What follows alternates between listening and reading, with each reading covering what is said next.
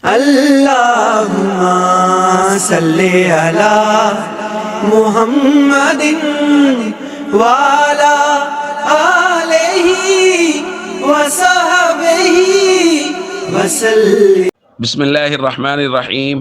عن البراء رضی اللہ تعالی عنہ قال رأيت النبي صلی اللہ علیہ وسلم والحسن بن علی على عاتقه يقول اللهم انی احبه فاحبه رواہ البخاری۔ حضرت براء رضی اللہ تعالیٰ عنہ فرماتے ہیں میں نے نبی کریم صلی اللہ علیہ وسلم کو دیکھا کہ حضرت حسن رضی اللہ تعالیٰ عنہ آپ صلی اللہ علیہ وسلم کے مبارک کندھوں پر ہیں اور حضور علیہ الصلوۃ والسلام یہ دعا فرما رہے ہیں، اے اللہ میں حسن سے محبت کرتا ہوں، آپ بھی اس سے محبت فرمائیے۔ ایک دوسری روایت میں حضرت ابو ہریرہ رضی اللہ تعالیٰ عنہ فرماتے ہیں نبی کریم صلی اللہ علیہ وسلم سیدہ خاتون جنت سیدہ فاطمۃ الزہراء رضی اللہ تعالیٰ عنہ کے گھر تشریف لے آئے اور حضور علیہ الصلوۃ والسلام نے آ کے پوچھا کہ وہ ہمارا بیٹا کہاں ہے؟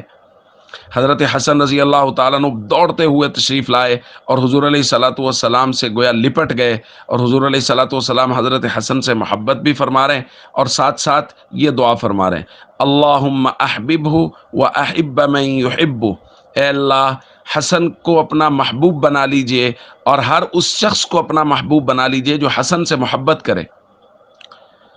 دوستو، اللہ کا محبوب بننے کا آسان نسخہ یہ ہے کہ حضرت حسن رضی اللہ تعالیٰ عنہ سے ہم محبت شروع کر دیں۔ حضرت حسن رضی اللہ تعالیٰ عنہ سے جو شخص کامل محبت کرے گا اس کے لیے اللہ کے نبی صلی اللہ علیہ وسلم کی دعا ہے کہ اللہ پاک اسے اپنا محبوب بنا لیجئے۔